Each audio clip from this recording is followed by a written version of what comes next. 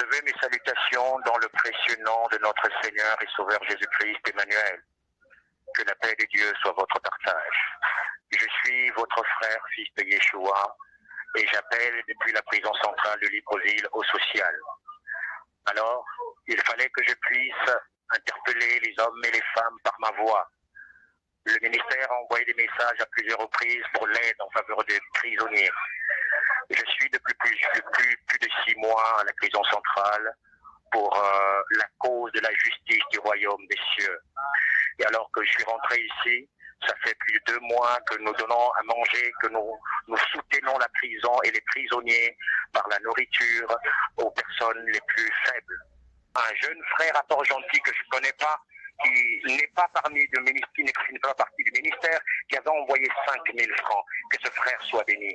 Et les autres personnes, les 3 personnes qui sont dans le ministère, qui se battent aujourd'hui pour pouvoir apporter, pour pouvoir donner, que Dieu bénisse abondamment vos vies. Je rends grâce à Dieu que les temps qui sont difficiles, de même que Dieu dit que dans les derniers jours, les temps seront difficiles, mais le juste vivra par la foi. Je prie au nom de Jésus-Christ que vos œuvres parlent en votre faveur, que la grâce et la gloire de Dieu remplissent vos cœurs, et que tout ce qui n'est pas de Dieu soit ébranlé, que la lumière de Dieu brille sur vous comme le soleil à son midi. Je déclare que 1000 tombent à vos côtés, 10 000 à votre droite, vous ne serez jamais atteints. Je le déclare et je le prophétise dans le nom de Jésus-Christ Emmanuel, que la gloire de Dieu vous remplisse maintenant et pour toujours. Ma prière est que personne prenne conscience, de même qu'il est écrit dans la parole de Dieu, heureux ceux qui lavent leur robe afin d'avoir droit à l'arbre de vie et d'entrer par les portes dans la ville. Dans Jean 10, il est dit, Jésus est la porte, celui qui entre par lui sera sauvé. Il entrera, il sortira, il trouvera des pâturages. La robe dont il est question, c'est le cœur. Ici, je suis venu pour prêcher l'évangile qui doit laver les cœurs des hommes. Mais nous avons besoin des hommes dehors qui peuvent envoyer leurs sémences, qui peuvent soutenir les faibles pour que le nom de Dieu soit glorifié. Dans Jean 17, il va dire, je suis glorifié en eux. C'est par l'Église que le Seigneur est glorifié. C'est par nous que les hommes peuvent voir la lumière. Il dit que nous sommes le sel de la terre et la lumière du monde. Alors il faut apporter de la saveur pour que le nom de Yeshua soit glorifié. Je prie que Dieu, par ce message, vous touche et qu'en retour, vous puissiez apporter vos sémences à la prison centrale. Je voudrais qu'on vienne dans les Écritures. Que Dieu soit loué. Je suis dans Luc 23, au départ du verset 17. À chaque fête, il était obligé de leur relâcher un prisonnier. Et ils s'écrièrent tous ensemble, « Fais-nous mourir celui-ci et relâche-nous Barabbas. » Nous comprenons ici qu'il fallait relâcher un prisonnier pour crucifier le juste. Un criminel pour crucifier le juste. En d'autres termes, le Seigneur n'était pas venu pour ceux qui étaient en bonne santé, c'est pour ceux qui étaient malades. Quand nous voyons sur la croix, il y avait 2 brigands, un à gauche et un à sa droite. Et l'autre va dire, souviens-toi de moi quand tu reviendras dans ton règne. Et le Seigneur de gloire va lui dire, aujourd'hui même tu seras avec moi au paradis, encore un prisonnier.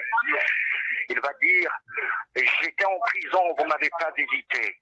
J'avais soif, vous ne m'avez pas donné à boire. J'avais faim, vous ne m'avez pas apporté à manger.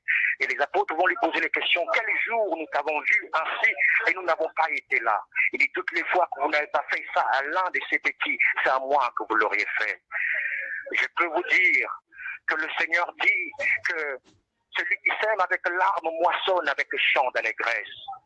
Je suis en mission en prison et il n'y a que 3 personnes qui ont le fardeau de ce ministère. Quand j'étais dehors, les gens pouvaient donner. Mais alors que je suis dans les liens de la prison, les personnes se disent, bon, il est en prison. Mais je suis ici, il y a un autre qui plante et un autre arrose. Je viens ici pour planter la sémence de Dieu. La parole il déclare qu'un semeur sortit pour semer et va faire tomber le grain au long du chemin. Si je ne venais pas en ce lieu, si je ne rentrais pas en ce lieu, je ne pouvais pas mettre le grain en terre. Je viens prêcher le royaume comme ce brigand à la croix qui avait entendu la voix de Dieu. Alors qu'Hérode avait vu le Seigneur, il avait dit que je n'ai pas vu en cet homme quelque chose qui pourra pousser à ce qu'il parte à la mort. Mais il fallait qu'on relâche un criminel pour crucifier le juste. J'interpelle les personnes qui sont accrochées au cep. Il est le cep, nous sommes des sarments et le père et le vigneron. Tu peux recevoir ce message et tu l'as certainement, tu as peut-être déjà reçu. Ce n'est pas le temps qui m'intéresse, c'est de faire la volonté de Dieu qui est important pour moi. C'est de faire la volonté de Dieu qui est important pour nous tous. Même si c'était 10 ans, mais tant qu'il y a la parole de Dieu qui est prêchée, tant que Dieu est avec moi, c'est la chose la plus importante. Élevez Dieu dans vos cœurs, que chacun lève Dieu dans son cœur. Il est dit dans sa parole que celui qui s'appuie sur l'Éternel trouve dans son cœur des chemins tout tracés. Certainement tu pries, mais une foi sans les œuvres, elle est morte. Nous avons besoin de manifester les œuvres de la foi par le donner. Le Seigneur a donné son Fils unique. Il n'y a pas plus grand amour que de donner sa vie pour ses amis. Le Seigneur encore a donné sa vie pour nous. Et nous devrions être des sacrifices et des sacrificateurs pour la gloire de Dieu. Que Dieu vous bénisse abondamment. Mettez les bannières. Et une prophétie peut tarder, comme la parole de Dieu dit, que si la prophétie tarde un temps là, elle s'accomplira certainement. Nous prophétisons, mais Dieu accomplit la prophétie. Et je crois de tout cœur que nous sommes dans le temps de l'infusion du Saint-Esprit sur toute chair, où Dieu va dire que vos fils et vos filles prophétiseront, vos jeunes gens auront des visions, vos vieillards auront des songes. Oui, sur mes serviteurs et sur mes servantes, je répandrai de mon esprit. Je ferai paraître des prodiges en haut dans le ciel, des miracles en bas sur la terre. Dieu va le faire. Nous sommes dans le temps de la grande moisson, où Dieu va répandre son esprit dans chaque vie. Mais l'Église doit se lever et prendre la place qu'il faut dans la prière. Je m'attends à vous dans les prières.